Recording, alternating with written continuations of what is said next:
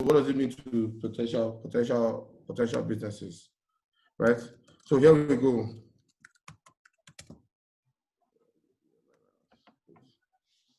So power sector at a glance. Currently, Nigeria is the power sector is under the Federal Ministry of Power, which was unbundled. You know, the electricity sector, NESI, the Nigerian electricity supply industry, was unbundled into 7 successor generation companies and 11 discos. As well as this, there are also a few number of IPPs, national and NIPPs as well within the sector. The sector is managed and regulated by NERC, the Nigerian Electricity Regulatory Commission. And in fact, NERC is the one that tells all the players in the sector what to do, what to charge, how to charge it, and how to interact between themselves and between the consumers as a whole. In between the GenCos and the DISCos, we've got Transmission Company of Nigeria. In the whole NESI, right, TCN, which is Transmission Company of Nigeria, is the only government-owned entity. And this is because the federal government of Nigeria has, over time, just thought, okay, look, electricity is a critical sector of any country and any economy, and so we shall not hand it over, the whole thing over to the private sector. And this is why Transmission Company of Nigeria is still owned by the federal government. And they're the ones who, in effect, distribute electricity coming, or they transmit electricity coming from the generation companies through their network, which is usually at about 330 or 132 kilovolts, to the distribution companies, who then take over the electricity and share with us.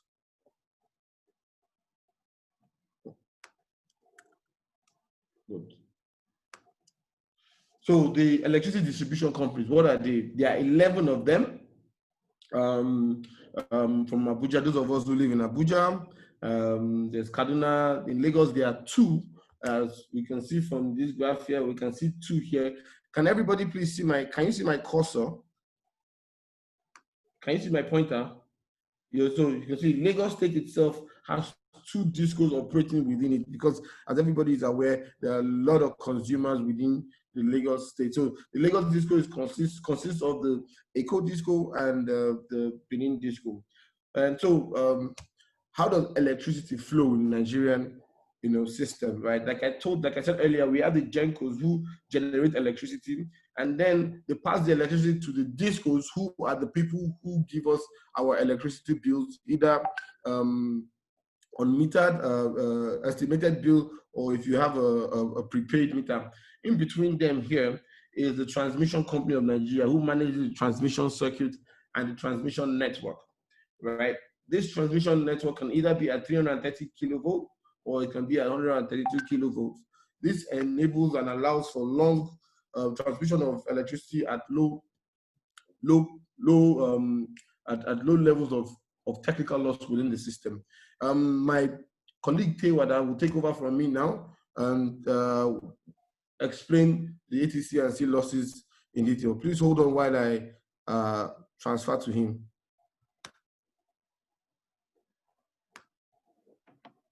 Hey, over to you, please. All right, thank you very much. All right, there we are. All right, good day, everyone, once again. So I'm going to be covering the AT&C loss element of this presentation. This is basically the aggregate of technical and commercial loss and collection losses. I mean, in a nutshell, it's the difference between the electricity that is received by the DISCO from the TCN network and the amount that is invoiced to the customer, allowing for adjustments for collection losses. Now, the technical and commercial loss of this aggregate basically covers things like the technical loss itself, theft, and inefficiency in billing. Now, when we talk about technical loss, there are generally fixed and variable technical losses. And these fixed technical losses, regardless of what happens, as long as the system is being energized, you're always going to have some of these losses. They're normally given off as heat or as noise. Normally, when you go past the transformer, you hear a humming sound. Now, that's a bit of that technical loss that you're hearing coming off as sound. Now, the variable losses generally have to do with an increase in current means there will be an increase in the technical loss. Now, those technical losses on the variable side are generally caused by things like, the distribution lines not being maintained properly. Sometimes you have bows that occur because the pillars have leaned in or termites have eaten the poles and they fall on the floor. So you have excessive bowing where there's a lot of resistance and the current does not flow efficiently, or transformers are too far away from the load sector. I mean, our gentleman over here, I've seen him in presentation since 2012. He's very famous. I don't think anybody knows his name though, but every time we see this picture, we just know, okay, yeah, this looks like a typical electricity pole in our neighborhood. This is another big contribution, poor workmanship, where you have basically the equipment is not installed properly, it's not maintained properly, and as a result, you have excessive losses. Now, when it comes to the area of theft, many people are familiar with this issue. This one is a very common one that we have in Nigeria. We call it tapping current, where the electricity is tapped before it actually goes through the meter system. Now, this theft of electricity happens also directly from the lines through a process called hook lining. This is a picture from Karachi in Pakistan. And just to let you know that this is not a problem that is unique to Nigeria. This is a problem that happens all over the world. Even in the UK, people do steal electricity. It's just done in a little bit more sophisticated way, normally through the feeder box in an apartment building, for all kind of illegal activities they might be trying to shield. But on a more serious note, these thefts actually cost the discos a humongous amount of money. On average, they're costing the discos today 30 billion naira every month. That's about 2.7 billion per disco. Now, I mean, if you just think about it for a moment, if they were to reinvest that money each month into the network, I mean, these issues of meters and, power maintenance of systems could actually be rectified. The other area that we look at is this inconsistent billing, this issue of of actually billing customers accurately.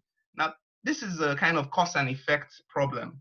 Because of the amount of theft that goes on in the system, at the end of the period, the discos do not actually have enough revenue from legitimate customers to be able to meet up with the gap. So what they end up doing is they end up inflating bills for unfortunate customers that are not on prepaid meters. If you look at this example here, you have a customer that was on roughly about 9,000 naira a month, and the very following month his bill goes up to 45,000. I mean, that's over a 400% increase. I mean, let's be honest, anybody facing that kind of bill will just laugh at it and say, you don't expect me or any mad person to, only a mad person will pay that kind of bill. Now, the TCN give us a very, I'm sorry, I beg your pardon. NERC actually give us a very easy formula for us to use in working out the technical and commercial losses.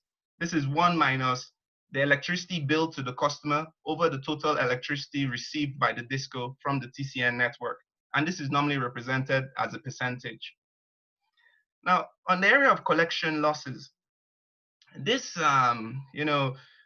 one of the problems is with this estimated billing and people that are giving postpaid, that are on postpaid meters, there's normally the issue of not budgeting properly for electricity. You have someone that is in business and doesn't quite understand, that if he gets more electricity, he's going to have to pay more for the electricity. And at the end of the month, when that bill comes, he's out of pocket, he's unable to meet up.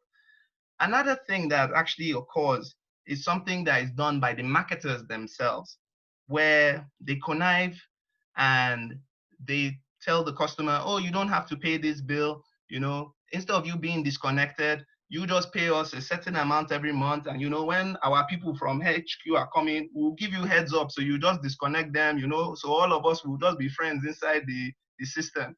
Now, these kind of problems keep on amounting and lead to inefficiency in collection of bills at the end of the day. Now, you have this kind of situations where a lot of people now are even bypassing the electricity supply completely and looking for alternative means.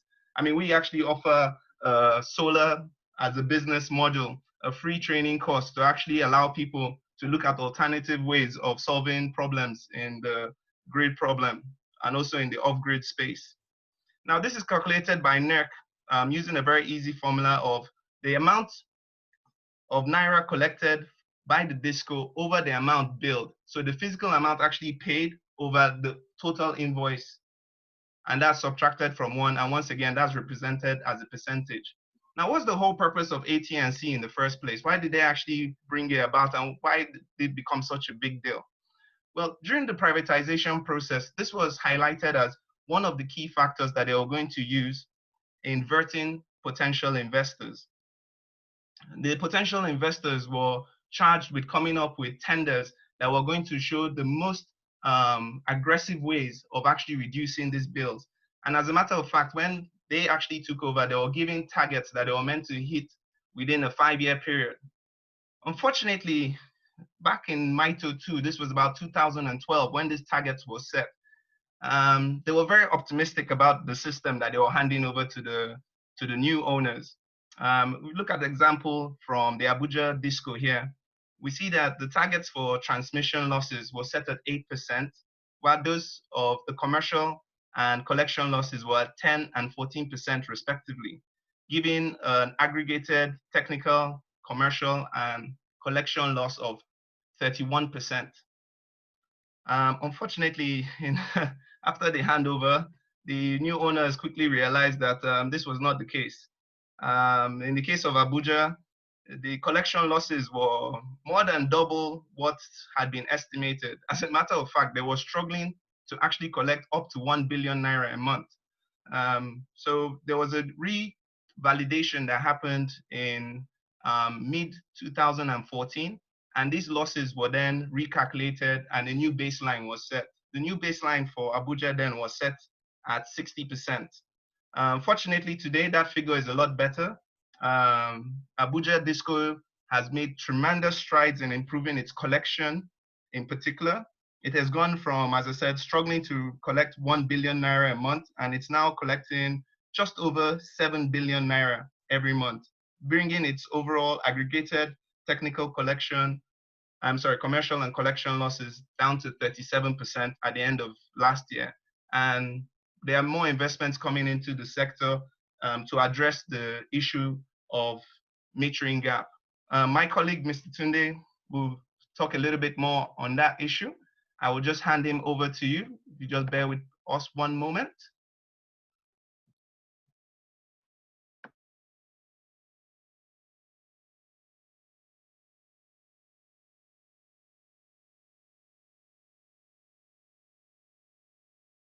Okay, now I have control. Thank you. It's neural handshake.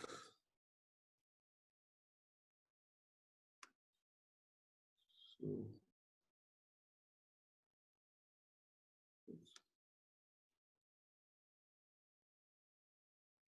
hold on while I try to share my screen.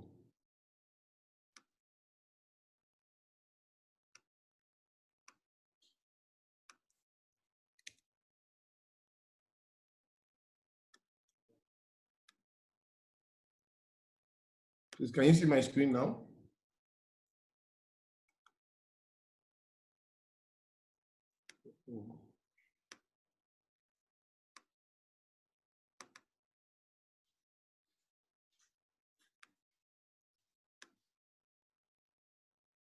I'm trying to find my screen. I can't find my screen.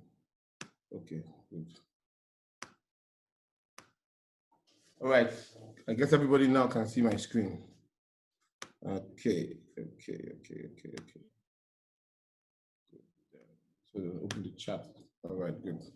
So thank you very much, Steve, for the neural handshake. It was smooth. So what is metering?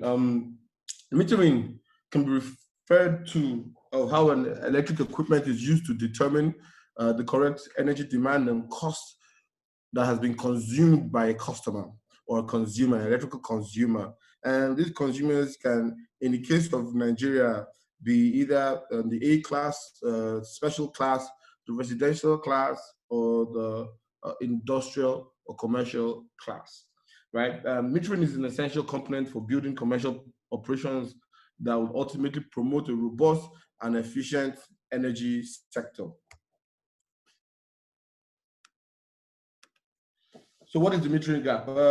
Currently in Nigeria, it's estimated that there are about 8 million Nigerian homes and facilities that have been metered, but it's also estimated that there are 8 million Nigerian electricity consumers, but it's estimated that only 45% of these 8 million consumers have been metered, right? So it now brings the total metering gap to 5 million. Now, this 5 million is not just only those who have not been metered, but also those who are connected to faulty meters or unperforming meters. So we do have some connections where there are meters, but they are not functioning properly.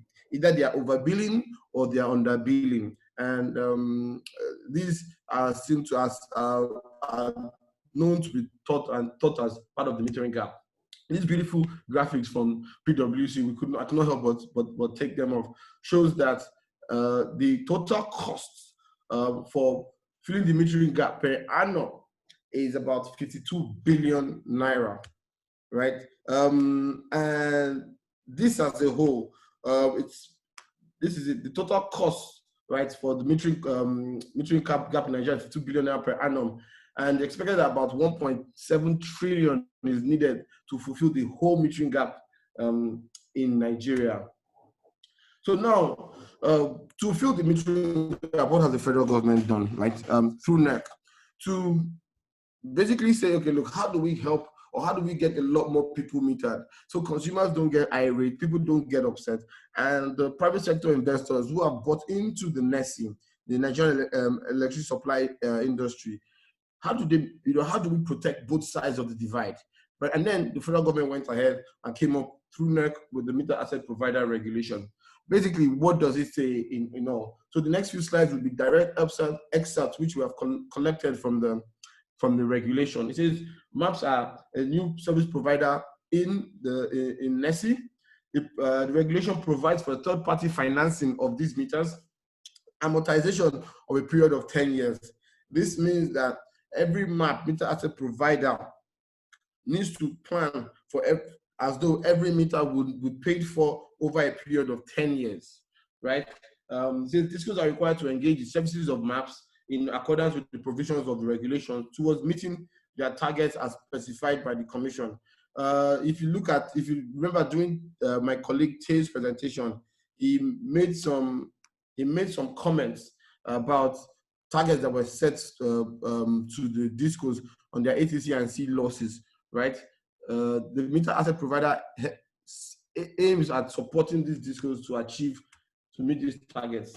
So what are the objectives of the MAP regulation? To encourage the development of independent and competitive meter services in NESI, to eliminate estimated billing practice in the industry, attract private investment, enhance revenue assurance in NESI, but for us today, close the metering gap through an accelerated meter rollout in NESI. So what are the obligations of the DISCO within this MAP regulation?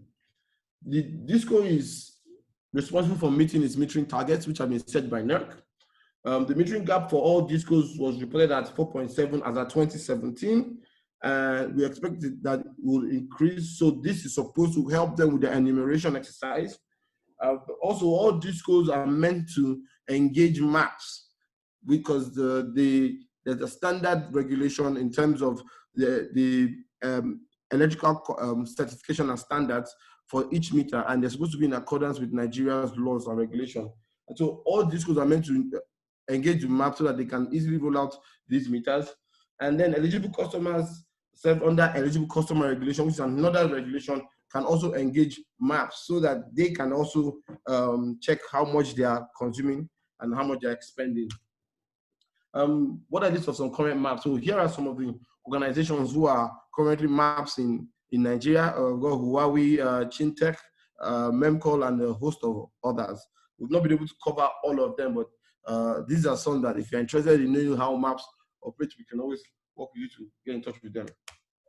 So how do you become a MAP? If you are here with us and you're a businessman or you are looking to become a MAP, a meter asset provider, how do you do that? Overall, there are about 7 first steps that you need to put together, documents you need to put together. One is an application form. 2 is your CAC and your CAC form, certificate of incorporation, and your MEMAT, your tax clearance certificate, your audited financial statements for 3 consecutive years prior to the year for your application. So, for instance, if you want to apply in 2020, you need to have your certified audited statements for 2019, 2018, and 2017. Obviously, details and resumes of the members of the board and management and technical staff, a 10-year business plan. You know, as you remember earlier in my presentation, I spoke about, I mentioned that the amortization period for the maps is 10 years. So the prospective meter asset provider has to show how he wants to run his business for 10 years. And then also, as a map, a prospective map, you have to show your relevant experience in either financing, metering, and other. So what are the risks, you know, what are the rights of the meter asset providers? They own legally the meters and the assets until they are fully amortized by the consumer or the DISCO. They have a right to be paid in full, the aggregated metering service charge by customers during the billing cycle. They have a right to access our premises to check the meters that they have installed, whether they've been vandalized or tampered with, right, by law. And they also have the right to access the vending platforms from which the DISCOs sell electricity units. Because, you know, the maps are the ones who would calibrate the meters to work in line with what the DISCOs are selling. So what's the obligation of a map to the consumer, right? To me and you, the consumer. What are the obligations? Periodic inspection of meters to ensure the integrity and reading accuracy so that you are not overbilled, and they also are not, the DISCO also is not underbilled. The map shall repair or replace faulty meters within 2 weeks of being notified. The map, when the map fails to repair the meter within 2 weeks, I mean within two working days of a report of the customer or DISCO, the customer shall not be liable for the payment of the metering service charge for the billing period unless such delays were the result of inaccessibility to the customer's premises. Meaning, once they do not replace your meter after 2 days, you can afford to tell them you're not paying electricity until they do what they are supposed to do, unless it is your fault if you lock them out. In the event of a prolonged delay repairing or replacing a defective meter, the DISCO and MAP shall agree on an appropriate compensation to the distribution licensee for loss of revenue. So this is between the DISCO and the MAP, and the MAP shall perform its obligation to customers according to service standards set out in an SLA with the DISCO. Now, what are the rights of the consumer? All customers are eligible for the installation of an appropriate meter to accurately determine energy consumption and to provide for energy accounting. In line with the provisions of the metering code, a customer's meter shall be repaired and replaced by the MAP within 2 working days. A customer's meter shall be repaired or replaced at no additional cost within the amortization period of the assets, unless damage was as a result of a willful action of the customer. Where it is established that the customer willfully damaged the meter, the MAP shall replace the meter based on an upfront payment by the customer. Where the MAP is unable to provide a replacement meter within a billing period, an average of the last 3 months billing or vending shall be applied to the purpose of determining the customer's energy consumption. And where a customer relocates within a franchise area, the customer shall apply to the DISCO for the transfer of services, including applicable credits of energy. So let me just quickly explain number 6. If you move, for instance, if you are living in Lagos and you are living in Ikeja, but you move to Surulere or say to Yaba, you're still within the franchise area, the concession area of the Ikeja DISCO. Really and ideally, once you are a client of under the MAP regulation, you only notify your DISCO. In our own case, you at your business unit that you are moving homes from home A to home B, right? And then it is the responsibility of the DISCO to discuss with the MAP so that they move the meter to your new location and still have all your credits. So for instance, if you had 1,000 units in your meter, your 1,000 units as well should be reflected in your new meter at your new location. So this is what 0.6 means. So thank you for your attention. Feel free to ask any questions. Yeah, I see some people I think I've been asking a few questions. So let's take these questions. So hold on, please, while I get participants. So yeah, so let's take these questions. Tay, you want to say something? All right, thank you very much, Mr. Okeme, for your question. He asked, how do you ensure that there are minimal losses along the distribution network? I presume that you are referring to the technical losses. As I explained earlier, there are two types, the fixed and the variable losses. There's very little one can do about the fixed losses that just generally occur in the system as energy converts to heat and noise. As I said, this is something that you can even observe when you go past a transformer and you hear that humming sound. But in the case of variable technical losses, there's quite a lot that can be done. First of all, the quality of equipment that needs to be used needs to be iOS standard. We've got NEMSA for that actually go around and are supposed to be checking to make sure that installations are done properly, transformers are eted properly, that there are no shoddy workmanship of cutting corners, that the discos are carrying out regular maintenance of this equipment. Also, in terms of setting up the network, when they're expanding to new areas, it's key that they ensure that the transformers are not installed too far away from the load centers, because then you have this step down in voltage, very low voltage getting to the last customer. So you have tremendous energy losses in the system. Another thing as well is making sure that the poles are adequately maintained. If you notice, and also we as citizens, good citizens, can always bring these things to the attention of the disco. It's not just when things in our house go wrong that we need to be always shouting at the disco. If we're in an area and we notice that maybe a car has hit a pole, or there is termite damage to one of these poles, these are things that you can actually just pick up the phone. A lot of these discos, Abuja Disco for one, is very active on social media. You can reach them on their Twitter handle, and somebody will be out to take a look at that. Because obviously, once you start having Boeing in the system, you start having energy losses, and any energy losses they're having in the system basically means less electricity for us at home. Obviously, if you're also talking about the the monetary side of it, the collection side, you see, this corruption is not just them. We are all part of this. We're all part of the system, and we have to take steps ourselves not to encourage this kind of behavior. So when the marketers come and offer you, five, just pay me something under the table and everything will be all right. These are things that we ourselves need to try and carry ourselves as honest and good citizens and disassociate ourselves from this kind of practices. And obviously, when we do observe these things happening, we need to report them to the proper authority. It is illegal to steal or tap electricity in Nigeria. There are actually laws that actually can be enforced. People can actually be fined. I believe for residential, it's about 50,000 naira is the fine, and the recollection fee, I think, is besides the reconnection fee of 50,000 naira, sorry, you also have to pay, I think, 300% of your last bill or of your highest bill in the last annual period. And then for commercial users, I believe that figure is much higher. So these are things that, yes, as good citizens, we can actually bring this attention to the right authorities. Okay, thank you very much, Tay. We have just about 4 minutes left, but we'll try to answer the next few questions.